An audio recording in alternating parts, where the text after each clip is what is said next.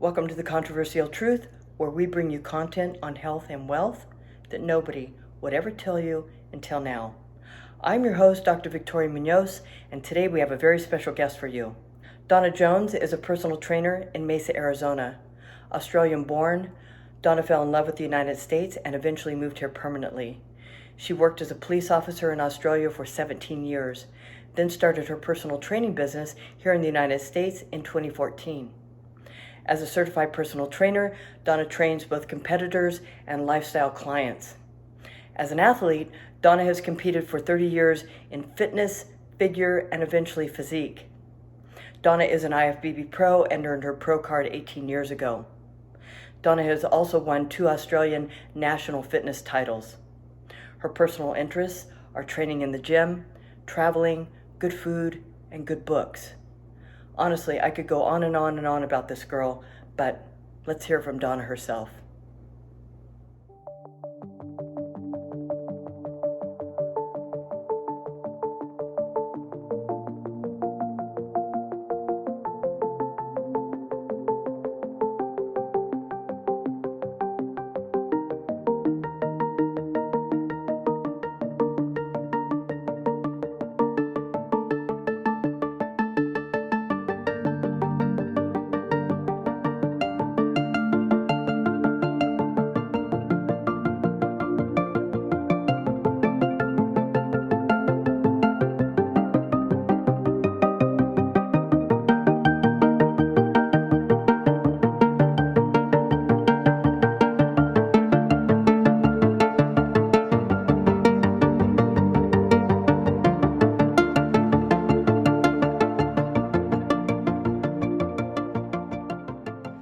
So Donna, I've been looking forward to this interview all week, and from Australia to the United States, I mean, that's quite an adventure. Big move. Yeah. It is. I've been coming back and forth to the States for a long time. I think my first trip here I was like 16 years old. Oh, really? Yeah. And I was in a part of a marching band that marched in the Rose Parade. Oh, So really? that was my very first trip to the US, and I've loved it ever since. Yeah. And so you told yourself, one day I'm going to go back and I'm going to stay for good? Or Yeah, did you know that early on?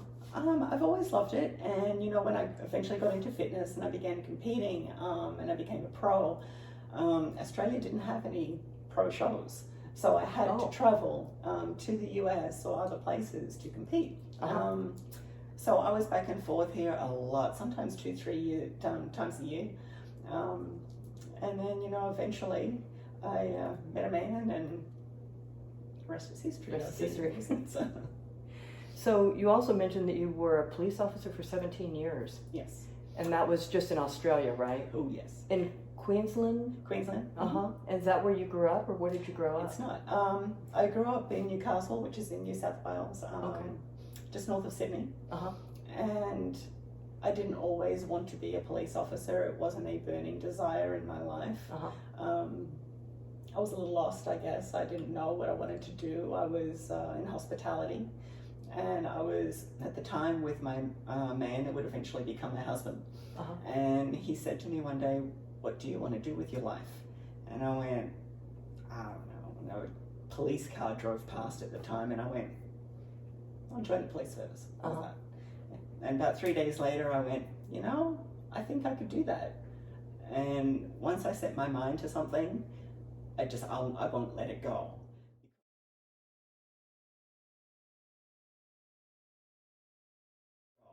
Because I did not go to university, and I don't have a degree. So I applied, and they turned me down because my education wasn't high enough. And then we moved to Queensland, and I applied again, and because we have state police services, I see. and as well as a federal. It's a little bit different here. Like, you have the sheriff's office, and you have state police, and you know, well, it's a little bit different. Yeah. So I applied in Queensland, and they knocked me back for the same reasons. And I went, okay, I got to go back to school. So I went back to school, got an associate diploma in justice administration. Applied, got accepted, and there it was. And so you did that for 17 years, and were you into fitness already, or I was. is that something that's been your entire life, where it just kind of organically evolved into bodybuilding, or how did that play out? I think I was about 21. I was 28 when I joined the police, and I think I was 21-ish, and my sister-in-law at the time said, I've just joined this gym. This was like 89, 90 maybe. Yeah. And she goes, do you want to come with me? And I'm like, sure. And I need something to do, so I went. I really liked it. I started going in the evenings, and this guy at the gym said, do you need a training partner? Do you want to train with me? And I'm like, okay. And next thing I knew, I was training like a bodybuilder, I guess, for want of a better word. And then about 6 months, and somebody said, you should think about competing. And I was like, what do I need to do? You know? And that's where it all started. So yeah, I've been competing for probably 4 or 5 years by the time I joined the police. At that point, yeah, because it's been, what, a good 30 years now that you've been in the industry, yes. right? My first competition was 1992. Wow. So back then there was no figure fitness, bikini, wellness, any of that. Right. It was, you were a bodybuilder, or that was it. Yeah. And I was 48 kilos, so what, 100 pounds, 105 pounds. Really wet, and I called myself a bodybuilder. But I loved it. Yeah. I loved it. And I always thought, well, okay, I can improve on this, or I can do that better, and I can, I came second, maybe I can win, Yeah, right. And it was always like, well, I've won that, maybe I can win a state title. Well, I've done that, maybe I can win a national title. And I won 2 of those, and then I was like, oh, maybe I could be a pro. Maybe I could. Yeah.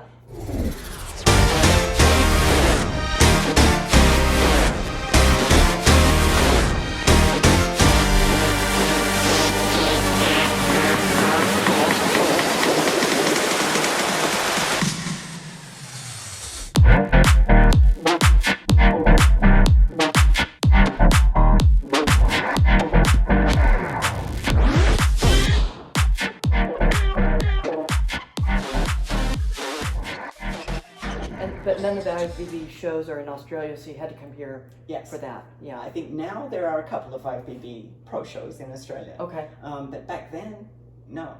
And we didn't automatically get a pro card when you won a national title like you do here. Because it's such a smaller industry there.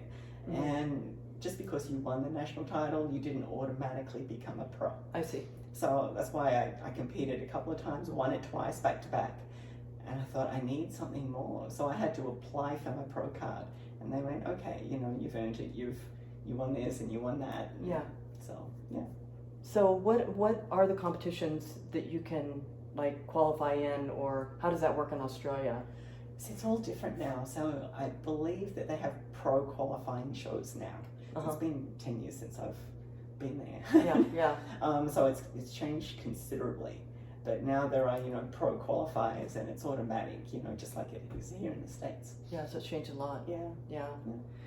And then, and then you went on to become a fitness expert. Tell me how you transitioned from being a police officer. I know that you were in fitness before you got into the police force, but then how did your love for fitness evolve into a profession? I think through the police, I worked on the road in general duties for quite a few years. I loved my job. And that's hard to say, it's very different to here. And I probably had my gun out of my holster maybe 6 times in 17 years. And I think here it's 6 times a day, so it was very different. And as, my career evolved and I went up in rank, I saw an opportunity to relieve at the police academy where the recruits were going through, and where they did the physical skills training, where they were actually pushing them through their runs and their strength training and all the physical skills like handcuffing and things like that, and wrestling. And I thought, that's it. That's my ideal job, that within the police, that I could incorporate my fitness and use that and still have the security of my policing position. Yeah. But it was very, very hard to get into, because it was such a great job. There was no shift work. It was 4 10-hour days, and that was it. There was no paperwork. There was no ugliness. Yeah, that sounds pretty ideal. And it was literally really ideal. So I relieved a couple of times there, and I just was not able to secure a permanent position because it was just so sought after. Yeah. And you had to get in line, right? Right. Like, I think they literally had to, like, die before. Because nobody left those jobs. Right. And so it was always kind of there. So when I made the move to the States, there was just no way I would be in the police here. Yeah. It's just too dangerous. Different. It's craziness. Yeah. There is guns everywhere. And I just thought, no, it's not for me. Yeah. So let me turn my love of fitness into a career. So I had to get my qualifications. I got my qualifications while I was trying to get into the police position. I thought the more qualifications I had, so I already had them. And for personal training? Yes. Yeah. Yeah, I got my certification and, you know, did all the things that I thought would help me get into that fitness position within the police. Oh, right. Yeah. And then you just kept your certification up. You just made sure that it didn't expire. Yes. Right? Yeah. And then, you know, I came here in 2014 and like, let me start from scratch and open a business. Yeah, yeah, perfect. And do you have a name for your business, or is it just Donna Jones? It's just Donna Jones Personal Training. Yeah, yeah. Well, nobody can, you know, forget that, right? Right. It's your name. So when you started your personal training career here in the U.S., where did you start? Was it like in your garage? Was it at a gym? Was it in people's homes? How did you? No, it was, and I have done that. I have gone to people's homes and trained them there, but it wasn't for me. I found a studio, a very small studio in Gilbert. It was called Pro Fitness, and you basically just rented space there with other trainers, and you know, you did your business. Well, I was not only starting from scratch. I was coming from another country. Yeah. I had nobody, nothing. I actually cleaned the studio for a little while because I couldn't pay the rent because I had no clients. So it took a little while to build that up, and here we are, 9 years later. Yeah. And now I have a great business, but it takes time. Yeah. And word of mouth, and I was advertising, Craigslist, on Facebook, on whatever I could to just build that business or get a footholds. Right, to get your reputation up there. Yeah. Mm-hmm. And what was the best advertising approach that you took? Was it like eventually word of mouth referrals, or was it like advertising online? What was honestly, best? Word of mouth is amazing, and I think if you do your job and you do it well, you can get that word of mouth thing happening. I have clients that I've had for 8 years, and I love that, and that's ultimately my goal, to have long-term clients that stay with me for whatever their reason is to have a personal trainer. But I've had many clients through my door that have come because somebody has told them that I was good at what I do. Yeah, and that's when you're doing it right. Right. Because people get the results and they like the training techniques or whatever you do to help them, and then they say, oh, you got to go check this person out, right? Yeah.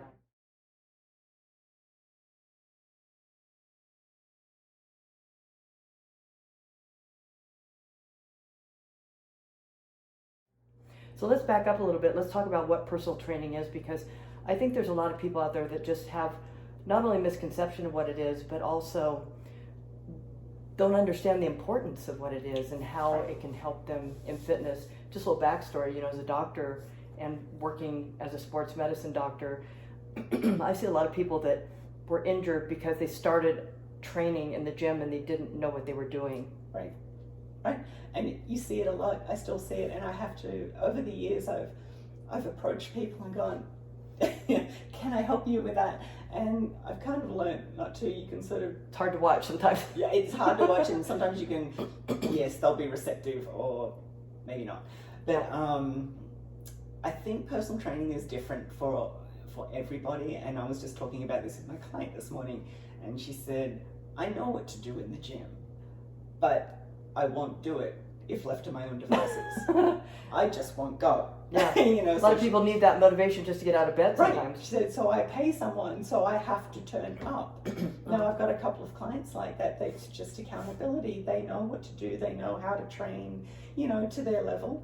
I have another client. She is in her late 60s. She has just done her first figure show. Really? Which is awesome. That's terrific. And, she just needed guidance because she's never done that before. Right. But, she will stay with me. She said, well, I did that. That's great. I need to improve. Where to now? What do we do now? Mm-hmm. So you have clients for a whole multitude of reasons. I like to think that I can impart enough knowledge that maybe they'll go out and can do it on their own. I think for the most part, yes, it's learning correct technique. A lot of people, it's just having that accountability. They need, if I pay someone, I will show up. Yeah. Sometimes it's confidence. It's it's a whole range of things. Some people just don't like to be alone in what they do, so they'll hire somebody to be there with them. And honestly, I think I feel at the moment half the time I'm more a psychologist or a therapist than an actual personal trainer. It's a 50-50. It just depends on the day. Yeah. There are some days I've had clients and I'm like, you know what? Let's go sit down. We're gonna have to let's just have a chat today. Let's talk it out. Let's see, what's going on. Yeah. Because emotional life and emotional stress and things that go on just in our daily lives can affect our training and our ability to get results as well. And it's nice to have somebody just to say, hey, I'm having this kind of day, or this is what's going on. Right. And then once they clear the air, then training goes really well typically. Right. Yeah. Right. Yeah. So tell me how you approach, like when you get a new client, how do you approach the whole process from, getting them started to getting them in a routine, and how does that all go? I think it depends on who they are and what their goals are. Some people you've got to pull kicking and screaming. Yeah. I think we talked a little about injuries. I'm not a specialist. I'm not a sports doctor. I'm not. If I feel that somebody is of a certain age, and I'll ask them a list of questions. Sure. Whether they've got heart problems, diabetes, all of those things. And if there's like too many yes by ticks, I'm like, you need to go get a doctor's clearance. Yeah, right. And like a specific injuries thing, I had a lot of people like knee problems. Mm-hmm. So as far as, I'm always talking to my clients, what bothers you? If this really hurts you, then we're going to steer it. Maybe we can go around that. Maybe we can do something else instead of this. We'll do this. And trying to figure out what works best for people. Yeah. I think everyone has their different reasons for being there, like we talked about, whether they're a competitor, whether they want to lose weight, and finding out their why. And that's the biggest thing. And sometimes I struggle with that. Why are you here? And I asked one of my long-term clients that just the other day. One of my clients, I love her to death. She dropped a huge amount of weight, 70 pounds. Wow, that is huge amount. And somewhere along the line, she lost her way, and we're creeping back up. We're creeping. So we're within about 17 pounds of where she started again. Oh boy. And it's like, why did you start with me? She said, because I want to lose weight. Yeah. Why? Because I didn't like what I was seeing in the mirror. Yeah. Okay, and just getting back to that root cause. Why? Why are you here? I have another gentleman who detests the whole process. Hates being there. Yeah. And he's miserable being there. But he wants to be fit, is that He does. He wants to lose 50 pounds. Why do you want to lose 50 pounds? Why not 40? Why not 30? Why not 100? Mm-hmm. Why 50? Will you be happy when you lose 50? Yeah. What will be the difference when you lose 50? How do you know this golden number, right? Right. If they just pull this number, and I don't think he will. Like, he's like, I said, you have to learn to not love it, because not everyone loves it. Right. But you have to learn to just appreciate the process and, like, this is good for me. Yeah. I'll feel better when it's done. Find something positive in the process, right? Not just the end result. Right. Yeah. Yeah. Learn this is what I'm doing. This is good for me. This is for me. When I walk out of here, I'm going to feel great. Yeah. And when people, they lose the weight and then they end up gaining it back, from my experience as a doctor, when people get results and then they start backsliding, it's typically because they haven't reprogrammed the subconscious, programs from over, years of life that have been there and they haven't addressed it, whether, they were deprived of food as a child or they were abused in some way or whatever is causing them to eat for comfort, because that's typically what it is. It's like an emotional response to something typically. How do you approach that with your clients? So it's incredibly hard, and sometimes you'll get people who will just blab their life to you, and so everything that's going on in their life and what their drama is and what their angsts are and why they're doing certain things. Well, my husband is just eating pizza in front of me. He doesn't care, so I just go, dang it, I'm just going to eat the pizza too. Yeah. With my girl that has putting back on the weight, I know there is something, but she's very closed about it. And I know she's going through some stuff, but I cannot get in to figure out why. Right. And like personal training, it's not just personal training, it's just like, oh, we're going to do 10 reps here and then we're going to move on to this and do 10 reps here. Yeah. It's like, why? What's going on in your life, in your head? Because I want her to succeed so much. Right. Like, I want all of my clients to reach their goals, because that's, for me, that's great. It's great for business. I can say, I did that. I knocked 100 pounds off this person. And they look great and they feel great and they reach their goals. But if I can't figure out what's going on, it's really hard to sort of get in there and change it. It's that root cause thing. As a doctor, I deal with root cause a lot. And I think with any kind of improvement in our health or fitness, we have to get to the bottom line, because if we don't, we'll just go back. Right. And with fitness and getting in shape, it's hugely obvious, because they gain weight, they lose weight, they gain, they gain muscle, they lose muscle, whatever. Right. And so the root cause is really important. Is the bottom line right there. If we can't address the root cause, then we don't get the results that we want. You have to figure out that why, and we've all got it. Even myself, my why has changed over the years. Like, I always saw myself as, I'm a competitor, I'm an athlete, and I like people to look at me and go, oh, and recognize that just from looking at me, oh, you're an athlete. And I have lost my way. I've broken my wrist. I couldn't train. I lost my, I want to say motivation, because motivation comes and goes and you don't always have it. It's discipline that keeps you going.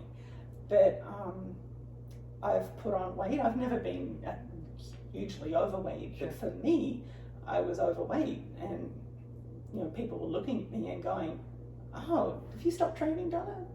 I was like, ooh, that's not good. So I've had to find my way back again, and my why has changed at my age now. It's like so many, my genetic history from my parents and all that. I know what can be in my future if I don't look after my physical self. Right. Yeah. So I just posted a video on the genetic code, the gene code, and how genes do not determine our destiny. It's our lifestyle that determines what genes do. Right. And so back to what you're saying, it's very true that if we keep ourselves healthy and fit, regardless of what's happening to our parents or what happened to our grandparents or other family members, we can mitigate that through lifestyle. Yeah, for sure. I know my mom had her first open heart surgery at 55. Oh boy. I am 55. And I know I have that genetic predisposition to heart disease. I know I have that, but I'm a very different lifestyle to what my parents had. Yeah. So I hope to sort of push that, if not completely aside, but at least let's move it on down the track. Yeah, exactly. And so, we kind of addressed this, but why does fitness and fitness programs and training work for some people and not other people? I mean, I know it has a lot to do with mindset, but tell me some of the reasons it may be the make or break of their fitness goals. I think people let life get in the way, generally. It's hard. It's hard. Eating is so entrenched in our social, our lifestyles and the way we interact with people and celebrate occasion, and the weekend or a holiday like the 4th of July is coming up, Yeah, right. and everyone's already thinking Hot dogs and beer and hot dogs and burgers. Right? What are we going to eat? Right. Where are we going to go? What are we going to eat? Uh-huh. And I think it's harder than people think. Mm-hmm. It is hard. I've dieted on and off for years for shows. It is the hard. I love to eat. Mm-hmm. I love to eat. I love food. So what's your favorite food? Donuts. Donuts, really? Donuts and pasta. You know, if I could live on red wine, Everything cheese. that you're telling everybody not to do. Exactly. Like, don't do this. Just, or crumble cookie, you know, like, and I'll post it on my social media and they'll look at me and like, do as I say, not as I do.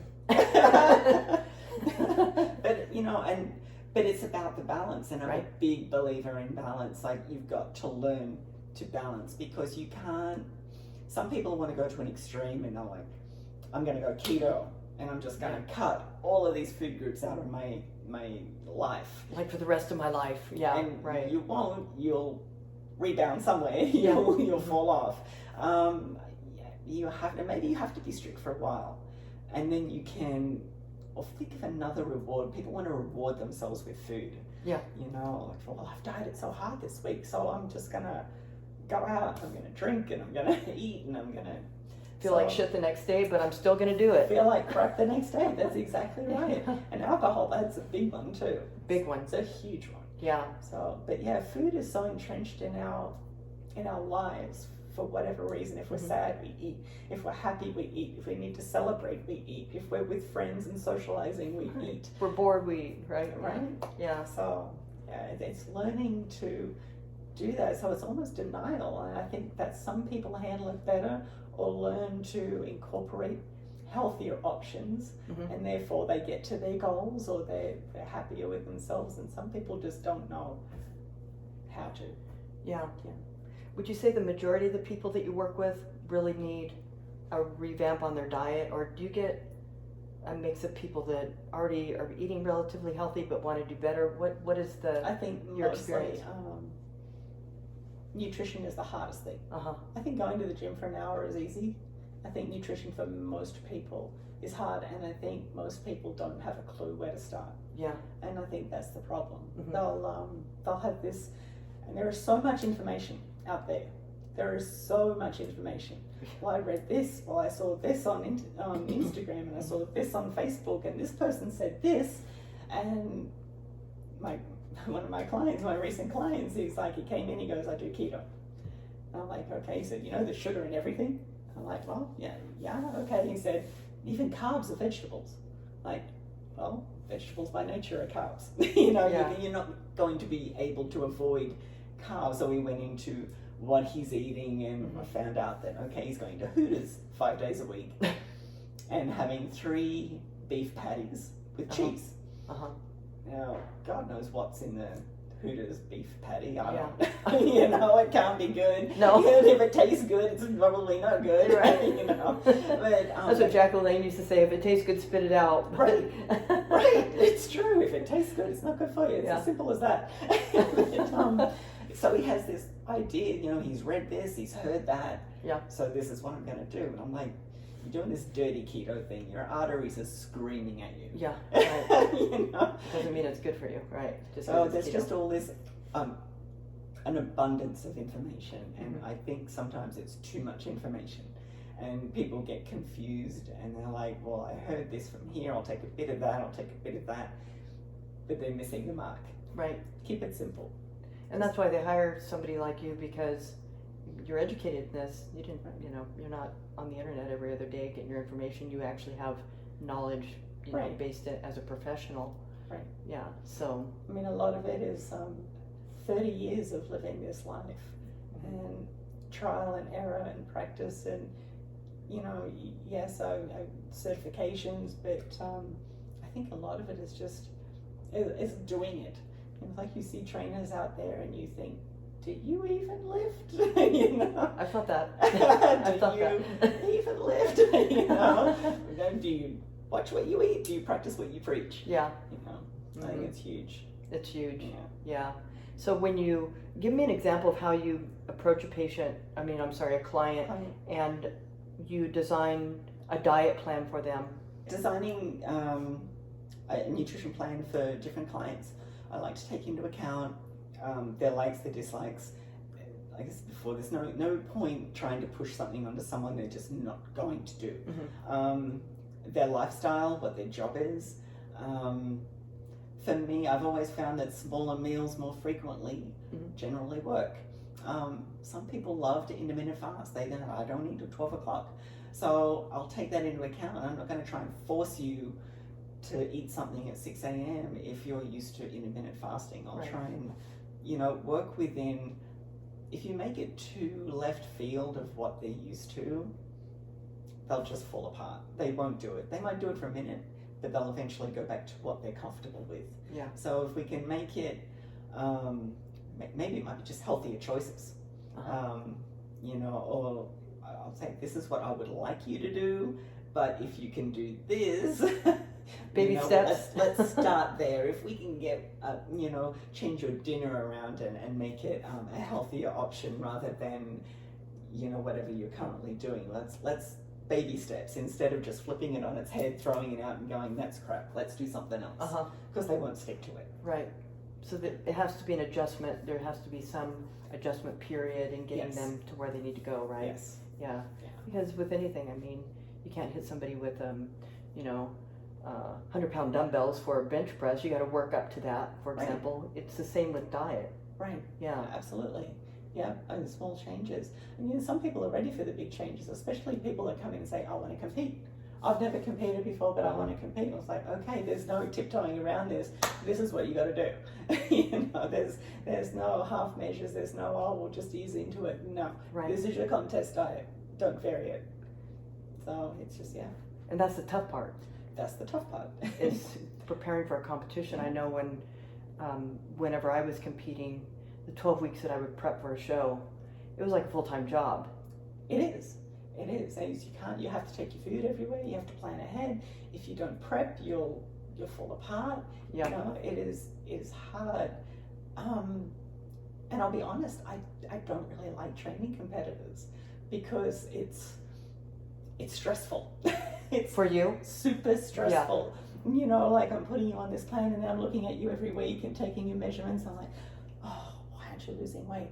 Okay, why aren't we doing, what are you doing? Are you doing everything? Are you cheating? Are you snacking at midnight? Yeah. What are you doing? And it's very personal. And then they'll stand on that stage and they'll represent you. Like my trainer is, and it's like, I want you to be your best. I want you to absolutely be your best for you, but you're also a representative of me. Right. So it is a stressful thing. I would rather lifestyle clients any day of the week. Because they're a little bit more flexible and realistic. Sure. Yeah. And when you talk to your clients about meal prep, how do you recommend that? How do I get them to meal prep? What's the technique or the approach to meal prep that you recommend? Like, for example, when I have patients that I'm designing a diet for, I don't design meal plans. I usually refer that out. Right. But they'll say, it's too hard to stick excuse me, to my diet because I just don't have time during the week. So I will say, cook on the weekend, prepare all your meals, put them in little containers on Sunday, then you have meals for the whole week. Yes. So what's your approach? For me, and it's pretty much the same, and some people don't like to do that. They don't want to put aside hours to start, prepping. I say, if you can do the big things, for me, because I always work split days, I tend to have morning clients and afternoon clients, and I go home in the middle of the day. So for me, cooking my food in the middle of the day is not a problem, but not everyone has that luxury. Right. And I was like, if you're one of these people that you can prep for 5 days, do it. I don't like reheating some foods. Chicken reheated, I'm like, I like to cook it fresh. Yeah. So what you can, cook a big batch of rice. If rice is in your plan, cook a big batch of rice because you can divvy that up into containers, put it in the fridge, and it's done. Right. Or the night before, just make sure all your meals are done for the next day. Maybe that's easier for you. I think it's just got to fit your lifestyle. It's got to work for them. Yes. Yeah, but meal prepping is a must, whether it's the night before, getting all your meals for the day, or on Sunday, for example, getting your weekly meals prepared. Yeah. I think if you don't prep, you'll fail. Yeah. Yeah, absolutely. Most people are, and especially in this day and age, we have access to fast food, and nothing in the grocery store is healthy unless you go to the produce department or but then again, if you're buying raw meats and fresh vegetables, you got to cook that. Right. People don't have time or don't want to make the time to do that. No, they've So, got kids and let's grab this, let's grab that, right? It's cheaper and it's easier Mm-hmm. to eat crap. That's a fact. When you can go to Little Caesars and get a pizza for what, $5-6? Yeah. You know? Feed your whole family. Yeah. There you go, kids. Yeah. Yeah. Have a nice life. We'll be dealing with that in the next 20 years when you have heart disease. Yeah, exactly. It's easier. We're lazy as a society. I think we've become lazier and lazier. Yeah. We don't even have to go shopping anymore. You can have it delivered to your door. Yeah. We just everything can be delivered. Amazon is like, I can order something and it's right there. Yep. Within 4 hours.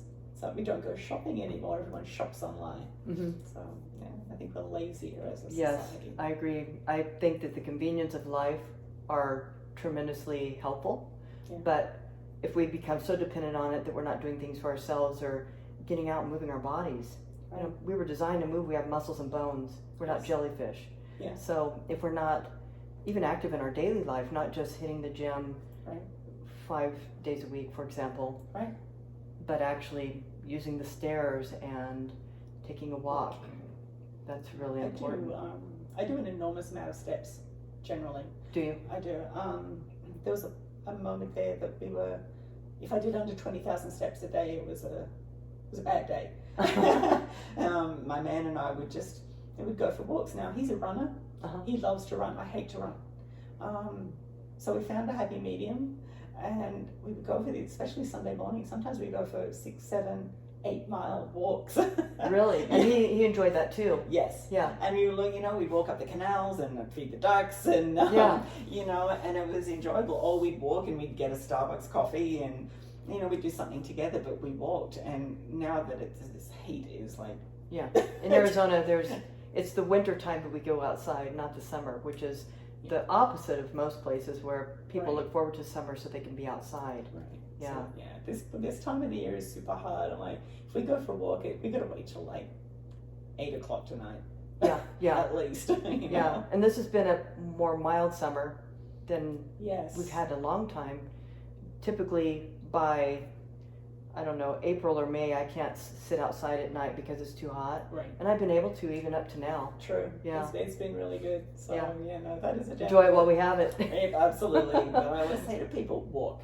Yeah. Just walk. You don't have to get on that Stairmaster for 30 minutes every day. Yeah. Get outside and walk.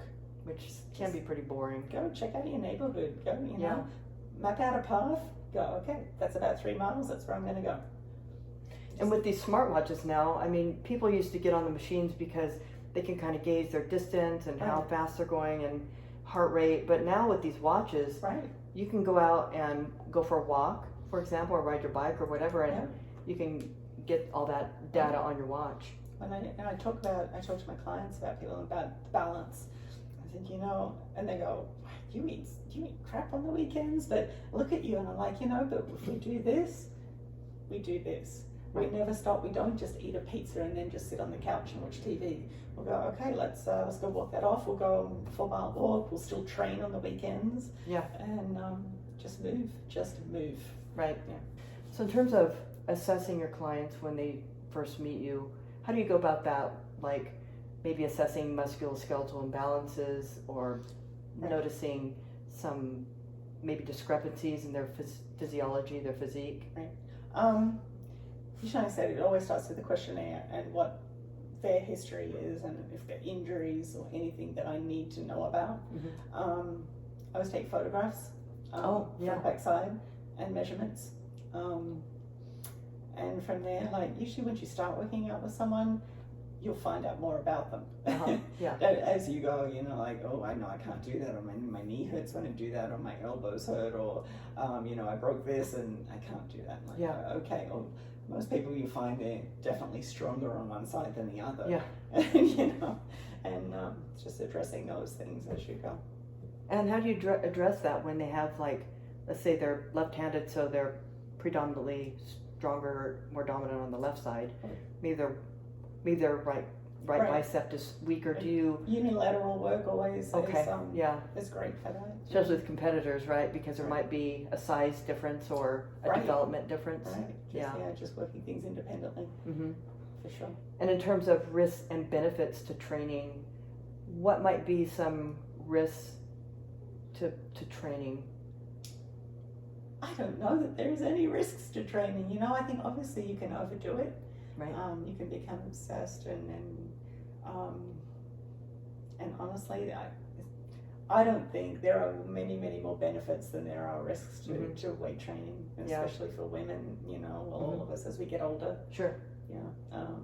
Because the more muscle mass that we maintain over our lifetime, the better our metabolic function, our hormone production, and just longevity in general. Just to be able to move and continue moving, and in terms of like osteoporosis for especially women, and we don't, like, as we get old, we shrivel away, and if we don't actively try to rectify that or reverse it by resistance training, then we get old faster. Right. So then let me rephrase that. What would be some risks to not training? Like to not training? To resistance training. I mean, there's people who go out and run, but that's not the same. Loss of bone density. We lose our flexibility. We lose our ability for movement. Our posture changes. You become more prone to fractures. I think, everything decreases. What am I trying to say? We get old faster. Yeah. I'm 55 now, and I can still, most of the time, run rings around clients that are 20, 30 years younger than me. Yeah. And they'll go, "Are you sure you're 55? I'm like, yeah. Like, as I checked. I will not stop. I will not. As long as I'm physically able to do this, I will continue to do it. It benefits sleep. Our heart function. There's just a brain function. Just keep moving. Self-confidence. Yeah. And with the new body positive movement and how people are trying to justify being out of shape and unhealthy, I think it's more of a justification of their laziness in a lot of ways, because if they don't have to do something to improve themselves and that becomes acceptable, then they feel good about themselves and they don't have to look in the mirror and think they have to change. But at the same time, my whole goal is to debunk that myth. And to move people more into the idea that I do have to do something about this. You're right. There's all this inclusiveness now. Everybody's included. We can't exclude people for any reason, because we've done that in the past as a society, whether it's on race or other differing factors. So now we include everybody, say, yeah, you can be a model, you can be on the front of Cosmopolitan and be a size 24, whatever it is. Yeah. But what about the fact that that's not healthy? And I always say to people, I think everyone should see an autopsy of an overweight person. That's with the yellow fat that surrounds their heart and their organs. And that's what we're talking about. It's not about how you look in it or feel in a bikini. It's about your longevity and about your health. And no, it's not okay to be carrying all that weight. It's not okay to not be able to breathe when you walk up the stairs. I think we need to focus more on the health aspect, rather than it's okay to be like that. If you want to be overweight, you're okay. And it's that visceral fat that makes us more prone to heart disease, which is the fat cells that you're talking about around the heart, around the middle. The visceral fat is highly inflammatory compared to white fat, which is there are different types of fats in our body. The brown fat, which we mostly have when we're infants, and we lose a lot of our brown fat as we get older. And that's more metabolic. And then as we get older, and if we're unhealthy, the visceral fat is what tends to kill people. It does. And when I tell people that I've got high cholesterol, they look at me and go, no. And I'm like, I do. It's genetic, even though I try and fight it. But it is what it is. But I think, as we get older, we have to look towards health and not just everyone's okay. Right. Yeah. And autopsies don't lie. Labs don't lie. When I run lab work on people, and I have a patient that comes in and says, "Yeah, I eat pretty healthy. You know, I'm a pretty healthy person." And so we start looking at the patient on a biochemical level, and we realize how very unhealthy they are, and they don't even know it. Yes. So, you know, so many people go into these things thinking they don't really need to change that much, and then I'm sure once they start working with you and they start getting results and they look back, especially with the before and after photos, right? They go, "Holy cow, I didn't realize how out of shape I was, or how out of breath I was, because now I can, you know, that sled thing at the gym, I won't put any weight on, I'll just do sprints with it up and down the green." And, you know, I'm sure that you have clients that use that sled. I use it all the time. Yeah, and how beneficial it is to see the change in even your, you know, cardiovascular system, and how it improves with it's fitness. humbling. It's very humbling. I think when I first started with it, I would be on the verge of a panic attack. And I'm like, I gotta get my heart rate down, this is no good. But yeah, it's very humbling to, it's a great I love that thing. You know, like I used to be a runner for many years, competitive runner, and then I transitioned to bodybuilding. I love working out in the gym. And I started doing a little more running, and then I thought, well, you know, running is very time consuming. When I was a competitive runner, I was running 90 to 120 miles a week. Wow. So that's a lot of miles and a lot of time on the road. And of course, I was a runner because I was conditioning myself for that sport. Now I'm not conditioning myself for marathons and all that. Right. But I like HIIT training. It's quick, it's anaerobic, it gets the job done. And I used to do spin. I love spin. I love spin. But then when I joined the gym, which is where we both attend, I saw that sled and I said, I'm going to start doing sprints with that thing, and I'm hooked. I'm absolutely hooked. Yeah. It is awesome. Yeah. It definitely it's put me into my knees a few times. I think I'm better at it now. Yeah. And that's, you know, like cardiovascular fitness, it's a different thing to weight training. Yeah. It's completely different. Like, talking about running, I don't like running. Yeah. I don't like mileage. I'm not good at it. I don't know. I love HIIT. I love like short sprint burst stuff. I can go hard for a minute and then give me time to breathe and I'm good again. Right. There was a few years ago, my other half was a track coach, and he was training some exceptional athletes, like national winners, sprinters, kids like between 12 and 16. Wow. And I would go to track practice with them and I'd sprint with them. Like I was in my 40s and they're like in my head, I'm like, I can keep up with these kids. You know? But I loved it, and I was so fit. I was so cardiovascular fit and lean. I was so lean because I was weight training for hours. I was sprinting 3-4 days a week. And these kids, we were doing like 8 200s and 3 400s, and now the thought of it just, you know, that it was awesome. Yeah. It was awesome. Yeah. And when you're training a client, in terms of incorporating cardio, do you do it with everybody, or is it different depending on their body type? As in, do they do it with me? No, like as a part of their program. Part of the program? Yeah. I recommend it to everyone, and I don't recommend hours of it. I'm just trying to get 20 minutes in, 30 minutes, you know, 4 or 5 days a week. You know, depending on what their goal is. And if some people have got a big goal, like, and quite a few pounds to lose, then I'd have to do a little bit more. Yeah. But, you know, most of it is nutrition. But I do, for cardio health, for your heart health, you know, and I know there's some people out there that I follow online and they're like, you know, cardio is unnecessary. You don't have to do cardio to lose weight. You don't.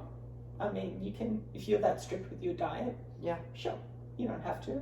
But I would rather have a little bit of leeway with my nutrition and walk for an hour or do 30 minutes on the, you know, what, elliptical or whatever. Yeah. And it's that balance thing.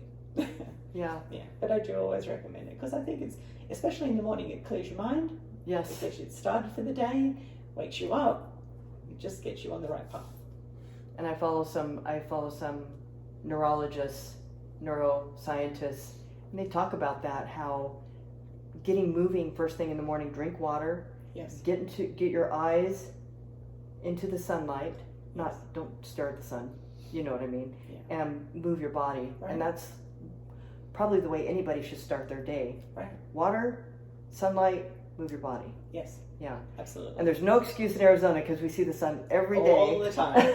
All the time. Yeah. Yes. Yeah. I'm a big believer in that. You know, Mhm. there's all these supplements on the shelves these days, but always comes back to the basics.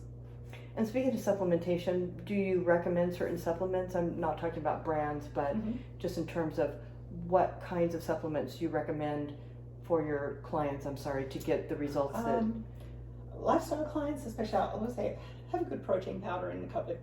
And I think these days protein powders are much of a muchness as far as quality. I think it comes down to taste and how much they are, you know, and cost is a factor for some people. So, but if you like it, great. Just, you know, make sure the nutritional breakdown on the bag, that it's not loaded with sugar or, you know, other things like that. So some people can't tolerate whey protein, so like it's finding an alternative. But I think have a good protein powder in the cupboard, because sometimes it's easier just to have a shake than to eat you know, multiple meals. And it's a good way, like it's hard to get enough protein in. They're like, the protein that I recommend, I don't need to eat that much. I'm like, yeah, I think generally people need to eat more protein, so sometimes it's just an easier, quicker option. I always recommend a multivitamin. Glutamine is a great supplement, you know, for recovery and soreness. And that's about it. I've had a few people ask me about creatine, and I'm like, yeah, it's great for strength, but that's about really it. I don't really go into a whole lot of others. Yeah. So that's sort of the basics: a multi, a good protein, glutamine, maybe creatine. And people can really overload themselves with things that are unnecessary too. They're just blowing their money on stuff. What about a good BCAA, like during their workout? I should have said that too. Yeah, yes. I figured. Because I live on I know you well enough. I use that one. I have my gallon every day, and I've got my BCAAs in there. It's the only way I can get it down. Yeah. But yeah, you're right. But creatine might be. I mean, I've noticed for myself when I use creatine that I have more power with my moves because it does affect the muscle cell that way. Yeah. So. And that just depends on the client too. If they're like serious lifter or competitor, absolutely. But for, you know, every day, don't worry about it. Yeah, right. Yeah. And so, when somebody's looking for a personal trainer, what should somebody look for? Honestly, I think whether you get on with that person. I think it's important whether you match, your personality matches with that person, because you don't, and I've had this problem recently where I've almost fired a client, a newer client, because it was just miserable. They hated being there so much. It was miserable for them and for me. It was really, really hard, and I thought, it's just not worth it. It's my time is not. You're sucking the happiness out of my life and this thing that I love and I love to do. Yeah. And you're just crapping all over it. So I think matching your personality. I feel like I'm flexible with my clients. My base is bodybuilding. My background is bodybuilding, and that's what, you know, where I've started from. That's what I've learned. It works. So I'll vary that to a degree. Like I have an older client, she's, you know, almost 70, and I'm not going to say, okay, we're going to train chest today, you know, because that's not going to work for her, you know, so we'll do just a bit of get under this bar. We're going to start doing bench press. We're going to get under that bar. We're going to get some weight, you know. That's not going to work. But bodybuilding is my background, so you know that's kind of I'll vary it from there. But at the end of the day, what everyone wants to do, no matter what they say, I just want to tone up, I just want to lose weight, I want to get stronger. It all comes down to building muscle and losing fat. Yeah. End of story. Yeah. So do you get like particularly female clients that come in and say, well, I don't want to be too muscular? Yes. I've heard that a lot. Do not worry, you will not. No worries there. I had that from a male client recently. He looked Really? around because he was very new to the gym, and he's in his 50s, and he looked around and he said, "I will look like anybody in here. Don't worry, you will not." Yeah. It takes more work than you know to look like that. Yeah. You'll never look like that. You It doesn't can- happen by accident. Right. No, it doesn't. A lot of genetics and discipline and Right. hard work goes into that. A lot of women have looked at me over the years and said, "No, I mean, I appreciate the way you look, but I don't want that much muscle." It's okay. I wish it was that easy because I am trying. And I keep trying and lifting, and it's hard. Yeah. It's hard. Right. Yeah. And in my opinion, when a client comes to you and wants you to work with them, they should want somebody who is vastly experienced and has the results, Right. whether that's exactly what they want or not. Right. They may just want to get rid of the belly fat Right. and be able to, maybe run a 5K or Right. just get through a workout in the gym. Right. So, Yeah. And one of my girls this morning, she said, when I first came here and I was matched with a personal trainer, and she said, in my head, if you didn't look fitter than me, I wasn't interested. right. And I'm like, that's fair enough. It's fair enough. As I think you mentioned before, I look at a few personal trainers around the place, and I'm like, I wouldn't hire you. I wouldn't pay you. You don't look like you practice anything that you preach. Looks like they were out of a job and they just decided, hey, maybe I could do some, Maybe I can this is easy. I've worked out in the gym, maybe I can do this. Right. It doesn't really work that No, way. no, No. it does not. I want to go back a little bit and I want to talk about your competition history in a little more detail. So tell me how you started out. You did some fitness, figure, and then you ultimately did physique, but let's talk about each one in a little more detail. When I started, which it was way back in the early 90s, bodybuilding was all there was. And there was none of the blinged up bikinis and all of that. It was like plain bikinis and it was like bodybuilding. That's what it was. Yeah. The women that I looked to back then were Sharon Bruneau and Corey Everson and Lena Murray. Those old school, they were beautiful. I think they'd probably be barely figure competitors now. Yeah. So that's where it started, and then it evolved because I danced as a kid all my life. I love dance. What kind of dance? What's that? What kind of dance did you Tap. do? Only tap? Did you do ballet? Jazz. Jazz. I did ballet when I was very young, but I wish I had have kept up ballet. I wish, but I did not. So I loved it, and fitness evolved eventually, and I'm like, this is for me. I can do a routine, and that was my love, and that's where I won my 2 national titles in fitness, and I got my pro card in fitness. Did you? Okay. And I think when I first started competing on the pro level as a fitness competitor, that's intimidating because these girls over here are mostly gymnastic backgrounds, cheerleading backgrounds, so they're tumbling across the stage, and it was way intimidating. Like, man, I can't do that. Do I belong here? But, and I was never awesome at the routine part. I think I did come top 6. That was in a pro show in fitness. Well, that's tremendously well. Right, because it's a huge pool. I was just a little fish in this huge pond. So I was on cloud 9 for a long time after that. I bet, yeah.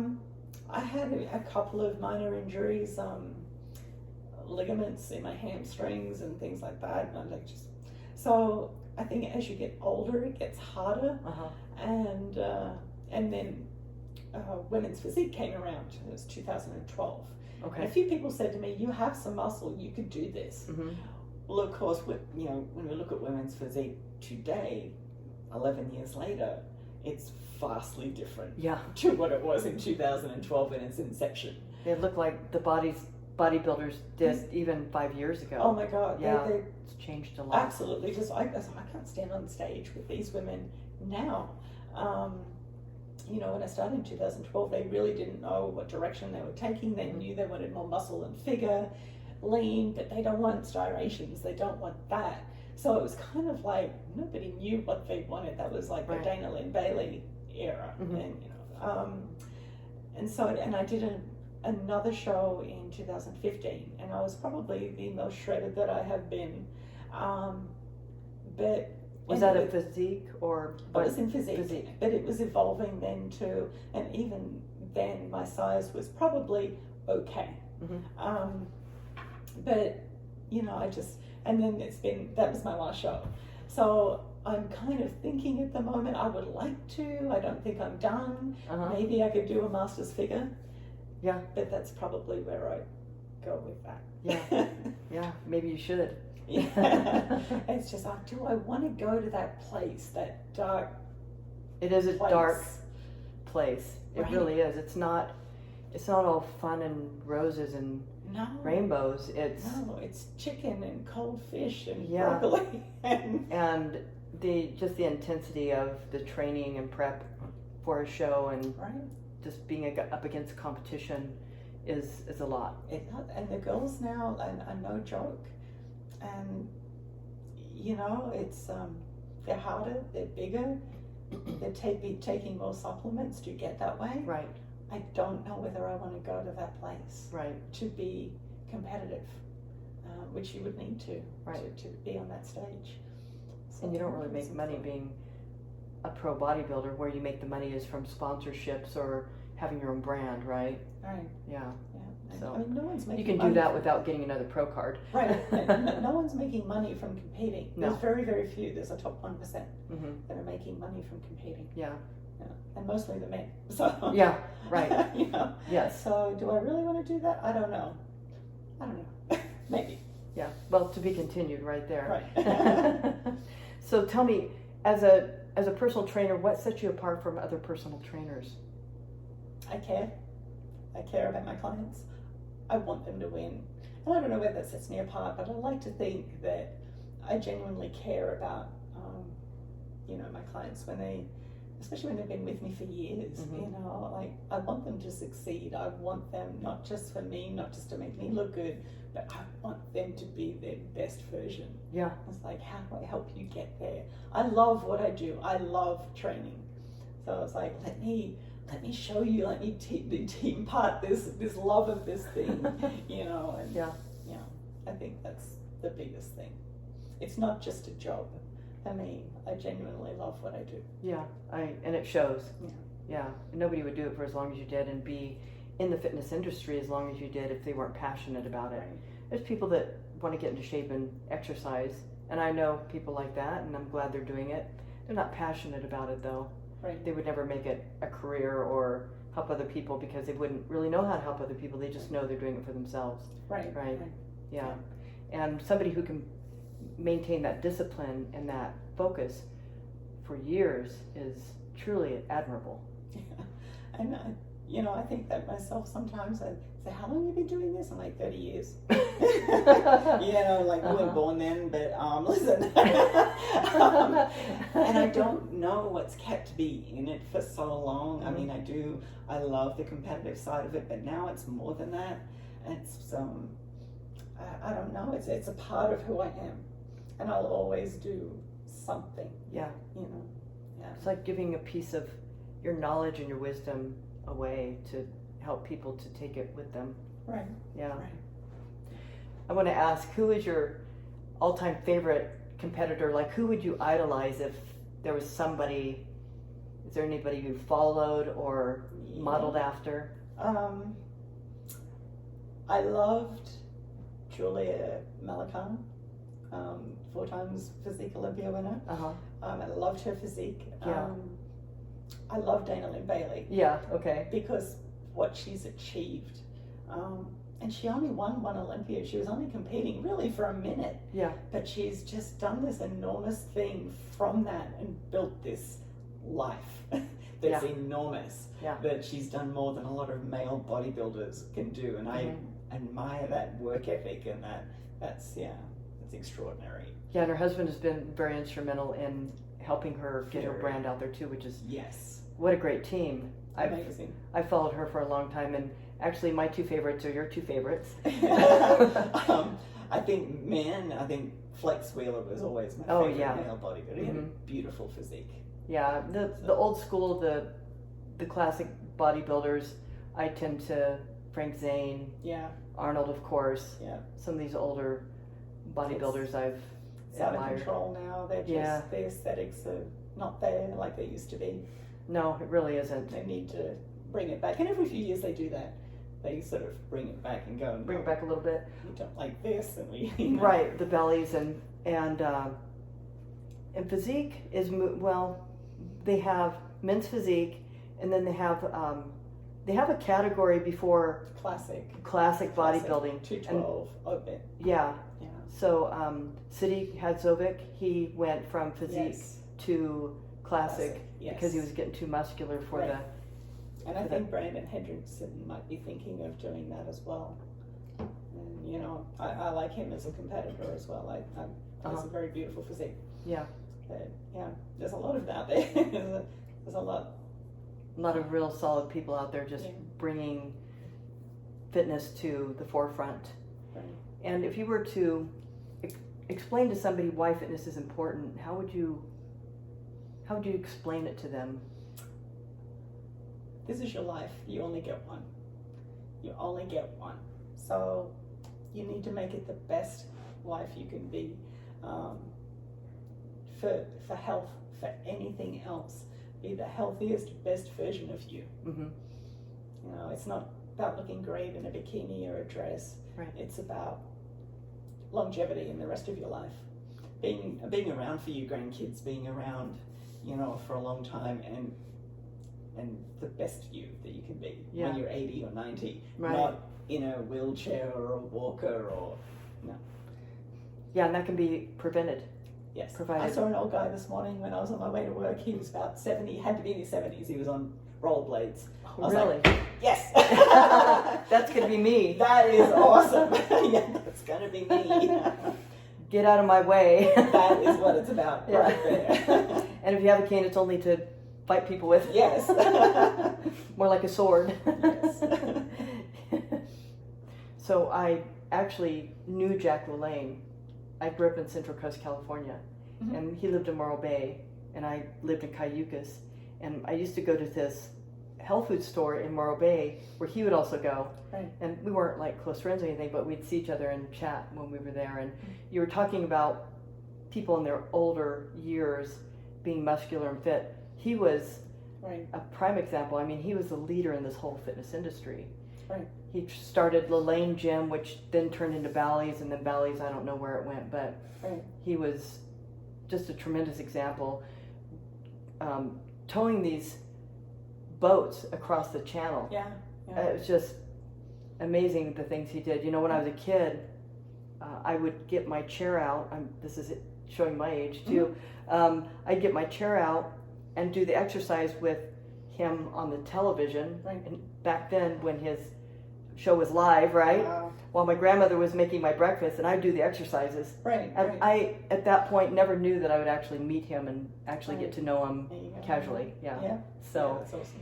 So we have these people over the years, even over the decades, that have proven that fitness really does make a difference in the outcome of our lives. And if people could just understand that, it's true, and tap into that, and not be sold by what the media is telling them, all these commercials, you know, take this drug for this thing that ails you, or eat this food, it's, you know, it's fun, and they don't show the clogged arteries and the behind it, all about these influencers on Instagram or, you know, whatever, TikTok, you know, and these women who, they get this false idea of what it's about and what it takes. Like, they show this much of their work, they filter it, and, you know, and it's from here up.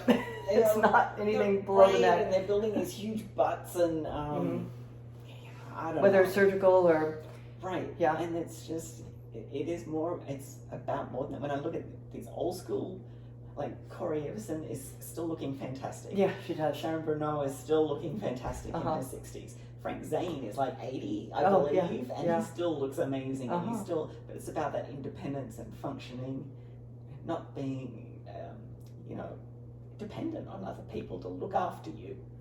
When you're old. And like I said, that's completely avoidable. It's very rare that somebody has some kind of genetic thing that is not preventable. So Yeah. And just moving people more into a fitness mindset would be, I think, key in really changing how people live their lives. Yes. Yeah. Yes, definitely. I am a big admirer of the old school way of bodybuilding. Yes. In fact, when I was in med school, do you know Thorabex? Mm-hmm. I used to go there with a group of people in med school and work out there. Right. And it's a dump. You know, you go in, you put $3 in the jar in the back room, and then you work out. And Right.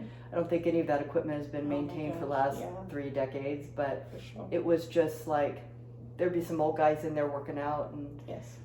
they would be saying, "Hey, you girls look like you really know what you're doing."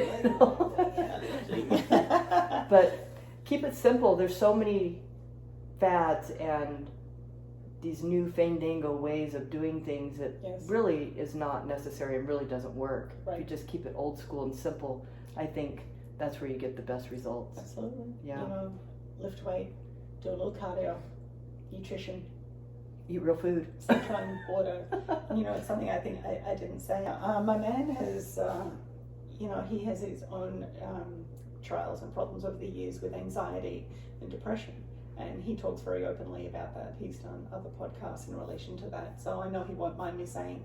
But for him, exercise is much more than the aesthetic.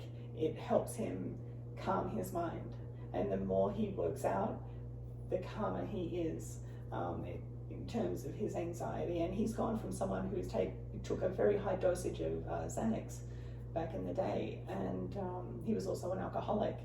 He has been sober and off the Xanax for about 6 years now. Oh, that's terrific. And yeah. his drug of choice at the moment is being fit and working out and just movement. The more I move, the less anxiety I feel, the less depression I feel. Mm-hmm. So, and that is a big thing just for mental health as well. It's the best antidepressant there is. Yeah. And having had that experience with him, I imagine that it helps you with your clients that have these kinds of struggles too. Yes. And you know, and people will, if they're having a rough day or they've got something in their life going on, they do tend to call in or go, I can't come in today, they'll cancel.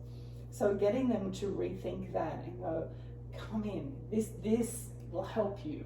This will make you feel better. You can control this, because there's so much in our lives that we can't control. Yeah.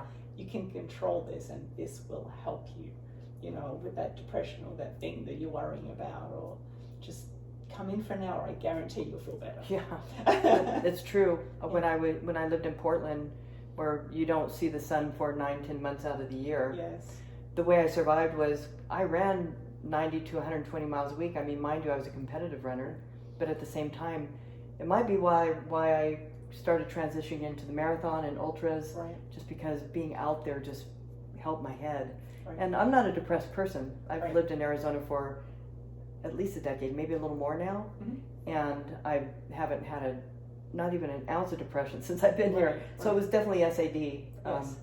But at the same time, I felt better Yes. after a run, and I couldn't stop running as Yeah. a result. Yeah. It really helped my mental health, for It's sure. just changing that mindset, you know, to this will help you, but I don't feel like it because I'm depressed. I won't do it. Right. But it'll help you. Yeah. If you do it, you'll feel better. You know, it's just changing that mindset that this is what you need. You know. Yeah, and there's chemicals that are released from the cell that help to improve the way we feel Right. mentally and physically when we exercise. I know that sometimes being a business owner, it can be stressful, but I never miss a workout Yes. because I always feel better after my workout. I'm Yes. trying to get them in the morning now. I used to go late at night. I Right. don't know if you remember that, but Yes. I turned my schedule around, so now I'm up in the morning and I'm Yeah. at the gym, and my big days go so much better as a result. Oh, definitely. I would rather work out and get my day done in the morning Mm-hmm. than late at night. When Yeah. I'm in the gym late at night with clients, it's the time that I enjoy the least. Yeah. You know, I'll put it that way. I'm like, I just want to get home. But and I always say to my clients, get it done in the morning, then life doesn't get in the way. Right. And you don't get tired, and the kids and the husbands and the work and Mm-hmm. whatever else is going on, you know. Another colleague of mine, he's a chiropractor. He's not a naturopathic medical doctor, but he has a family and he has 2 kids. And he says, yeah, I got to get my workouts in early in the morning or it's not going to happen. Right. And so just developing that discipline to get in there. Yes. And just know it's going to help you in a lot of ways. Let's talk about some other diseases or pathologies that exercise can help, even if they've already been diagnosed. I don't think there's anything that exercise doesn't help Mm-hmm. or make better, or at least make you stronger and more able to deal with it. Mm-hmm. Whether it's diabetes and help you regulate that blood sugar. Right. We talk about osteoporosis and even inflammatory things and joint pain and things Mm-hmm. like that. I don't think there's anything, heart disease, that Yeah. you can say that it's not going to benefit you in some way. Right. I think even cancer, if your body's stronger, it's better able to fight the disease. And I know there's a lady in the gym at the moment, she trains with another trainer, but I was there when she was diagnosed with breast cancer, and I've watched her go through the chemotherapy and all of that through the months, and she rarely missed the workouts. I'm sure she missed some when, I'm sure she was not feeling it, due to the chemo, but and I know she is a person who's lost a lot of weight, so I'm sure in her current state she is much better able to deal with the disease and with the chemotherapy and radiation and all of that would sap you otherwise, or maybe knock her off her feet. Right. That she was better able to deal with. I think I just can't think of a situation where no, this is not going to benefit you. Right. Unless your osteoporosis is so bad that you're going to break a bone, just be careful, right? Get a doctor's clearance. Yeah. And do you ever have that where you recommend that a patient get a doctor's clearance before they start an exercise program with you? A few years ago. Yeah. There's been a few, Uh-huh. From time to time, that many. But Yeah, that's terrific. Well, tell me, Donna, where can people find you? You can always find me on social media on Aussie Chick, OZICHICK is my handle on Instagram. Just Donna Jones, IFBB Pro on Facebook. My email, fitchick1.com.au, don't forget the AU. Or you can text me. You can find me at the gym in Mesa. I'm there most of the day. Yes, you are. Yeah. I see you there every day. Yes. All right, and so I'm going to put Donna's information in the description below so that if you'd like to contact her about personal training. Do you do any remote training or do you just do in-person training? Just personal training. Okay. Yes. So you don't do anything like online or anything like that, right? I don't. I have done, but I don't anymore. It's not my favorite. Okay. Yeah. So if you live in Mesa or in the greater Phoenix metropolitan area, contact Donna if you'd like to get in shape and learn how to improve your fitness. And thank you so much. Thank you. Thank you.